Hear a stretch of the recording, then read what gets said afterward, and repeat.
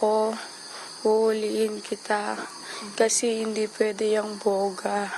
Hindi naman po lumaban sila mama ko. Their argument escalated. A previous altercation concerning property right-of-way was rehashed. Pag ng right-of-way at saka yung pag ng titulo, pag-aayos ng titulo. Ilang beses nang ginawa niya puro sugod. According to residents of the barangay, Nuezca, who was assigned in Parañaque City, is not originally from the area. Yung pulis po, dayo lang dito, nakapangkasawa lang dito. Kaya hindi namin alam kung ano ang background niya. He was off duty during the shooting. Initial investigation has revealed that Nuezca was previously charged with 2 counts of homicide, but they were dismissed due to lack of evidence. The Philippine National Police condemns the killings and assures that a double murder charge against him is underway. The PNP appeals to all policemen to constantly practice maximum tolerance to avoid such incidents.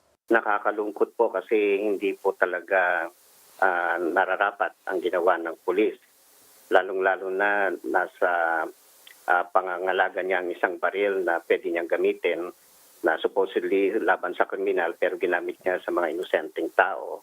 PNP Chief Debold Sinas meanwhile advised the public against capturing videos and photos during crime incidents. I think nasa mga tao po yun, sa mga witness na kumuha, I will not advise, no, because very tricky yun. Huwag na tayong mag-interfere, lalo na pag armed and dangerous. In a statement, Interior Secretary Eduardo Año denounced the act, but dismissed it as an isolated case that should not lead to hasty generalizations against the National Police. Año adds that a majority of police officers are performing their duty with honor and integrity. Malacanang also claims that the Aaron Cup was a rare case in the police force. It assures an objective investigation. Isang bugok lang po yung pulis na yan, no? Hindi naman po lahat ng pulis gaya niya. Siyempre po, ang barel para sa proteksyon ng ating mga kapulisan, hindi po yan para gamitin laban sa kanilang mga personal na mga kaaway. Policy cannot be formulated on the basis of aberrations. Palace spokesman Harry Roque says President Duterte will neither rescind nor modify his order that allowed cops to carry firearms even if they are off duty. For News 5, Justine Punsalang. We are One News. The Office of the Provincial Prosecutor of Tarlac says they have found probable cause to indict Jonel Nuezca for 2 counts of murder.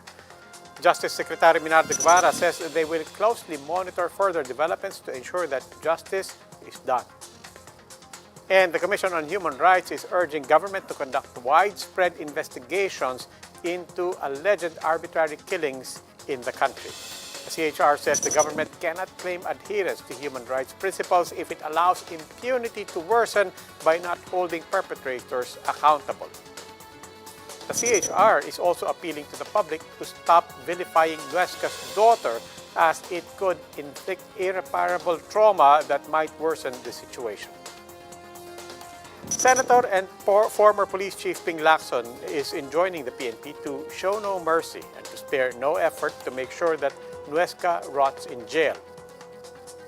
And Senator Nancy Binay is calling for internal and structural reforms in the PNP, including value reorientation. She says how the police has kept making headlines for the wrong reasons, ninja cops, manyanita, and land grabbing, among others. Netizens, for their part, have, of course, expressed outrage online with hundreds of thousands of tweets. Several hashtags on the murder trended on Twitter, including Stop the Killings PH, Justice for Sonia Gregorio, End Police Brutality, and Police ang Terorista. The incident alarmed the public, especially on the dangers of firearms falling into the hands of people like Nuezca. This begs the question, what is the process of assessment for gun owners in the Philippines? Let's find out in this report by Jenny Dongon. Trigger-happy emotion. This may precisely be what Police Senior Master Sergeant Jonel Nuezca demonstrated when he shot his neighbors Sonia Gregorio and her son Frank Anthony. Psychologist Dr. Camille Garcia says the suspect showed clear signs of aggression. Such incidents, she says, lead to the wrong notion that all gun owners have aggressive tendencies. In reality, the doctor says a would-be gun owner goes through a long process. In fact, para sa atin ngayon dito sa Pilipinas, nagbibigay pa ng psychological assessment para mabigyan ka talaga ng lisensya. So once you're being given the license na magkaroon ng possession ng isang baril, ibig sabihin, you're capable na makontrol mo yung aggression mo, wala kang impulse na maging trigger happy. Dr. Garcia emphasizes firearms can boost one's confidence, particularly on the act of retaliation and defense. But in Nuesca's case, the suspect's arrogance contributed to the impulsive act. And the mere fact na sinabi ng bata na yung sense of entitlement na my father is a policeman, di ba, parang ganun ang pagkakasabi na in such a way na talagang provoking ang dating, tapos biglang merong sinabing ganun yung kabilang party, talo ka doon. Matatalo ka talaga kasi ang tendency, yung when you act on your impulse, gagawa ka ng hindi maganda. And it's something na talagang it will end up na something violent.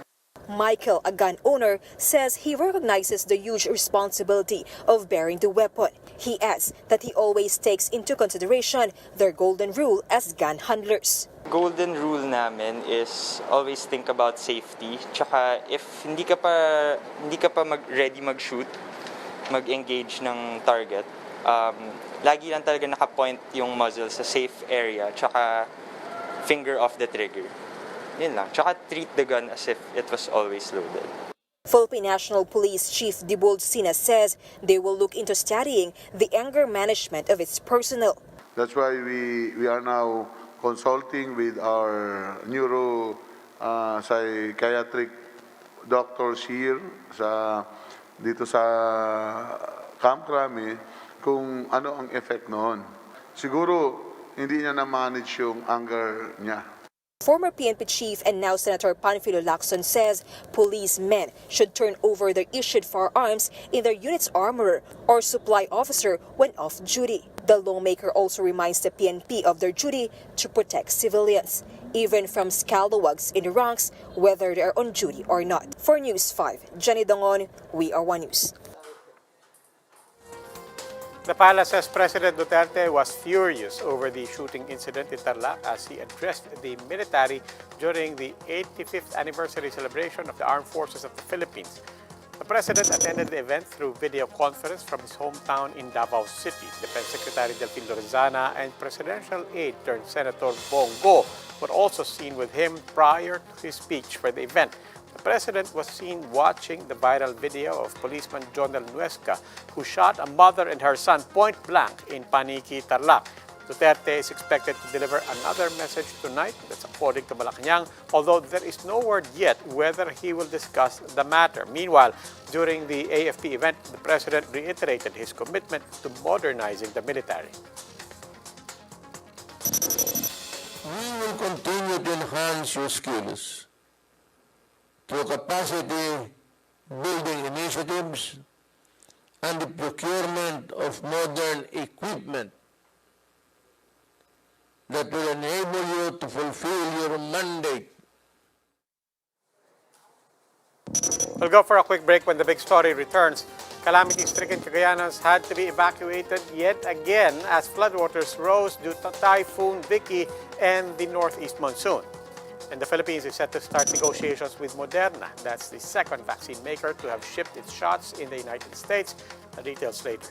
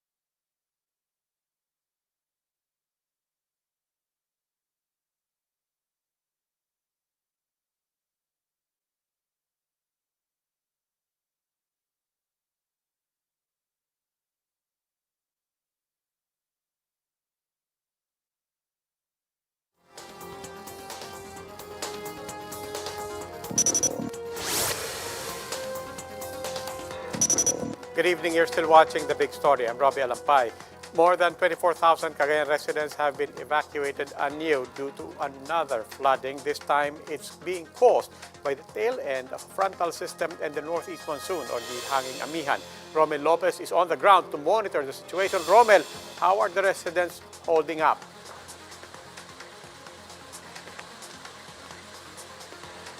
Robbie, well, some residents have no choice but to evacuate. Others insist on staying at their homes, saying that they have already gotten accustomed to the flood. Loretta's family has yet to bounce back from the string of calamities that struck their town. But just a few days before Christmas, they have another dilemma to face. Most of Cagayan is submerged in flood water yet again after continuous rain due to Typhoon Vicky, as well as the tail end of a frontal system and northeast monsoon or amihan. Malungkot, siyempre. Kung pwede lang sana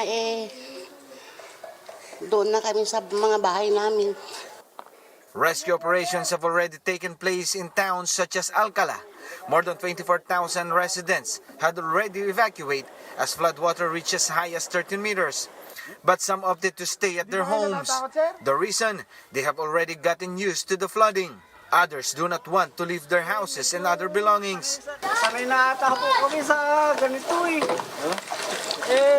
kasi yung una mas mataas pa po The rescuers respect their decision. Po talaga natin may iwasan yung may mga taong matigas pa rin yung ulo. Siyempre hindi rin po natin sila masisi. Yun na lang siguro gaya nung nakaraang mega flood. Konti na lang yung mga naiwan na mga gamit nila, kaya ho siguro hindi na nila kayang iwan yung mga gamit nila ngayon. Parts of Cagayan River reached the critical water level of 11.2 meters. Floodgates of Bagat Dam had to be opened at noon. Later in the afternoon, only 2 gates remained open to prevent further flooding. The provincial government of Cagayan admits they are now operating on a tight budget. The province has been facing flooding problems since October, which was worsened by Typhoon Ulysses' onslaught in November. Malaki problema na nga lang. Most of the local government units are running out of funds. At alam din naman natin that it's the year end.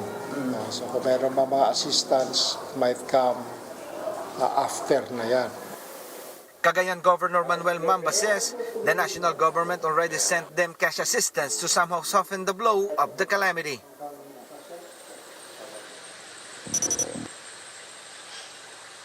Robbie, the city government of Tuguegarao has suspended all government work and classes until Tuesday, December 22. According to Pag-asa's forecast, rain would persist due to the combined effects of the frontal system and hanging amihan. If so, floodwaters would not subside just yet.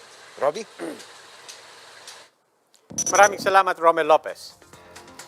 Tropical Depression Vicky continues to move further away from the Philippine area of responsibility. Weather Bureau Pag-asa says no tropical cyclone is expected until Friday, and it's lifted all tropical cyclone warning signals in the country.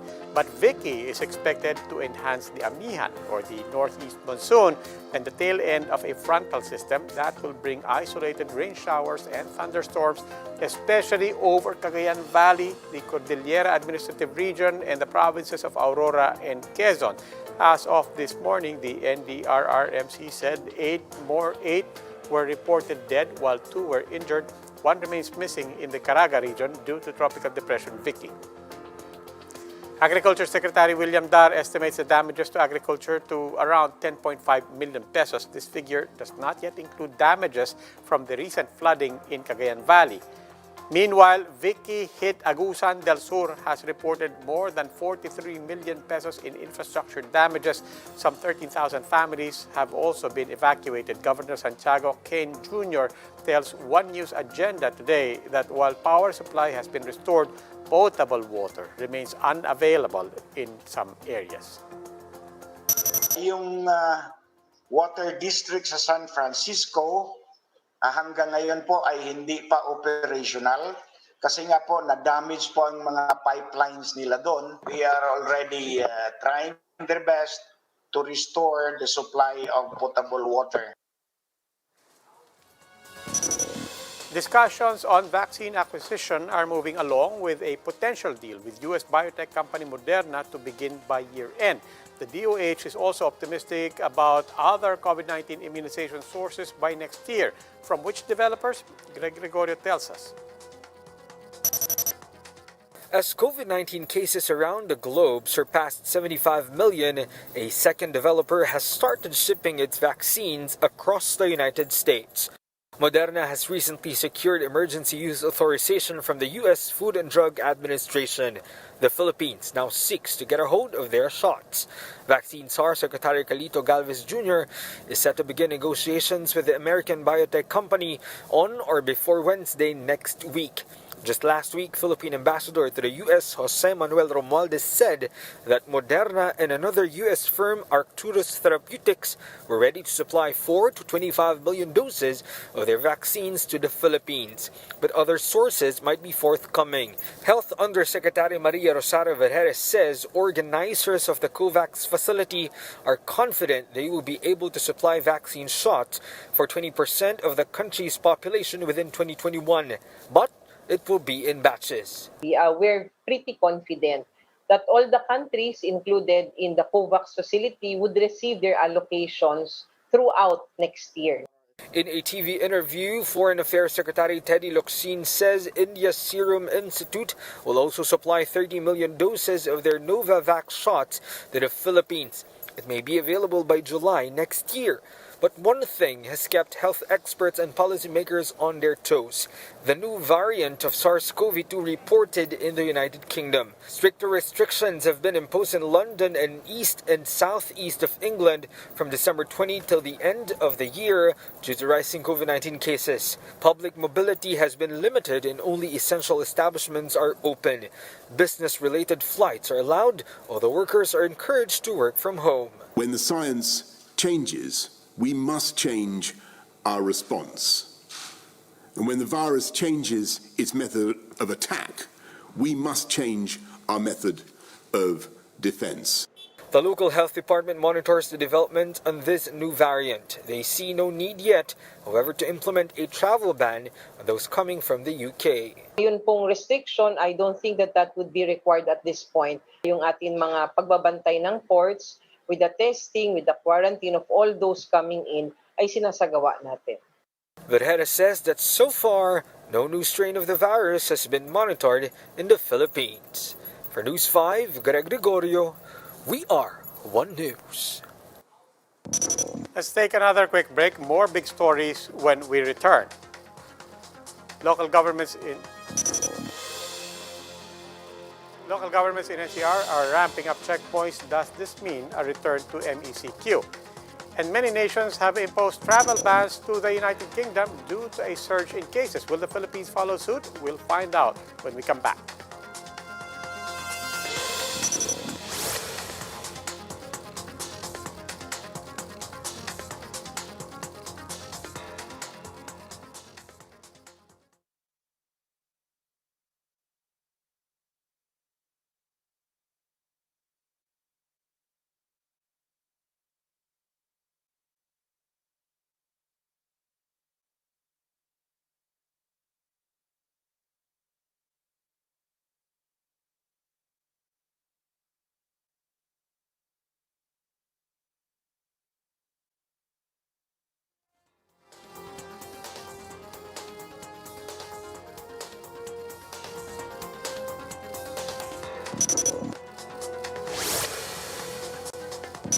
Good evening, I'm Robbie Alampay. You're still watching The Big Story. Some parts of the National Capital Region have already heightened their monitoring of compliance with health protocols. Is this prelude to a return to a stricter lockdown in the metro? The answer in Camille Samontes' report. Heavy traffic greeted several motorists in the boundary of Batasan and San Mateo, Rizal this weekend. It's one of the areas in Metro Manila and nearby provinces where checkpoints were set up to monitor public compliance to health protocols. These checkpoints include those at the boundaries of Batasan, San Mateo, and Quezon City and Rodriguez, Rizal. An SUV with 7 passengers was stopped for violations of safety protocols. The group came from Rodriguez, Rizal and was bound for Quezon City. Yun po kasi ang dami namin eh. Opo, isang service lang po talaga. A company shuttle was also barred from entering Quezon City due to overloading. Babalik na lang po. Police say they found that most private and public utility vehicles violate physical distancing measures. Authorities also check for minors and senior citizens among the passengers. They remind the public to strictly follow the mandatory wearing of face mask and face shield even while inside the vehicles. Talagang binibigyan namin sila ng warning. Yung iba pa nga, pinapabalik na namin, hindi na makapasok. Ayun po. Para sa atin naman po ito, nagkukos lang siya talaga ng traffic. In Taguig City, Mayor Lino Cayetano threatens a stricter lockdown after some residents and businesses were reported to have disregarded COVID-19 protocols. The mayor laments the seeming neglect of policies on social gatherings, parties with multiple households, overcapacity in restaurants, bars that operate in secret, and unregulated contact sports such as basketball. But while cities are setting up monitoring, the NCRPO denies rumors circulating on social media that Metro Manila will be placed under Modified Enhanced Community Quarantine or MECQ. Acting NCRPO Chief Vicente Dano says additional police forces have been deployed to ensure the implementation of health protocols during the holidays.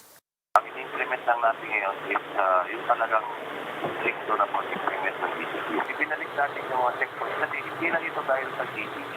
It is also in line with the Oakland Kapakbuhan. In a separate statement, COVID-19 Task Force Chair Secretary Delphine Lorenzana also stressed that the supposed shift to MECQ is not true. Lorenzana says Metro Manila will remain under GCQ until the rest of the year. For News 5, Camille Samonte, we are One News. A new and reportedly highly infectious strain of the coronavirus in the United Kingdom has forced multiple European countries to heighten travel bans to and from the country. Among the nations that shut travel ties with the UK are France, Germany, Italy, Ireland, and Canada. British Prime Minister Boris Johnson will chair an emergency response meeting Monday to discuss international travel concerns, particularly the flow of shipments in and out of Britain. The travel bans are expected to deal another blow to an already disrupted supply chain after the UK left Brexit in January 31 this year. The Brexit transition expires December 31st, with Britain exiting the EU bloc's customs union and single market with or without a trade deal. Now time for the big stories in sports. A look at the game with Paolo Del Rosario.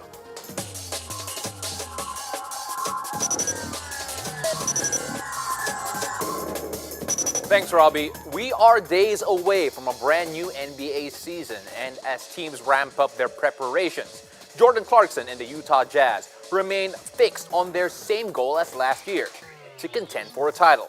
The Filipino-American guard shares their biggest takeaway from their playoff run in the bubble in a conversation with our correspondent, Carlo Pamintuan.